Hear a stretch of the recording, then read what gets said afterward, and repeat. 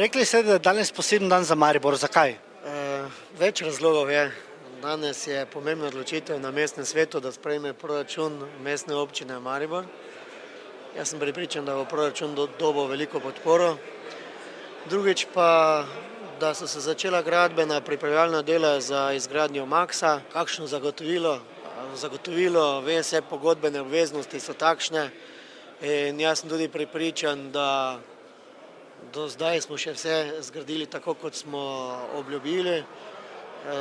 Gospod Knez je dejal junija, jaz mislim, da 15. maja, ko pride na obisk Dalaj Lama v Maribor, da bo otvoritev tega objekta z obiskom Dalaj Lame v Mariboru in da bodo glavni dogodki srečanje Nobelovih nagrajencev prav tukaj na tem mestu, kjer danes stojimo.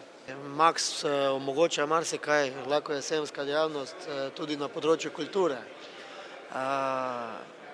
področju športa, drugih aktivnosti, kjer Maks lahko nudi.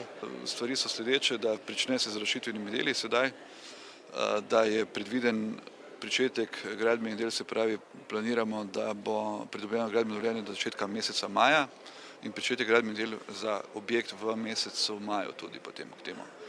Vloga za gradbeno dovoljenje je že oddana na upravni enoti, se pravi, projektna dokumentacija v kvaliteti PGD, PZR je že narejena, sedaj se izdeluje projektna dokumentacija v kvaliteti PZI, se pravi, tista, ki jo potrebujemo za izvedbo objekta.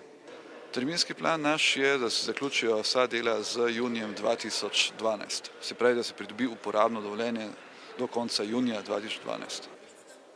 Sredstva za objekt v tem trenutku so zagotovljena do te višine, pravzaprav, kjer smo danes, za preostanek se pa pogajamo z večjimi ponudniki in smo v ključni fazi pogajanj.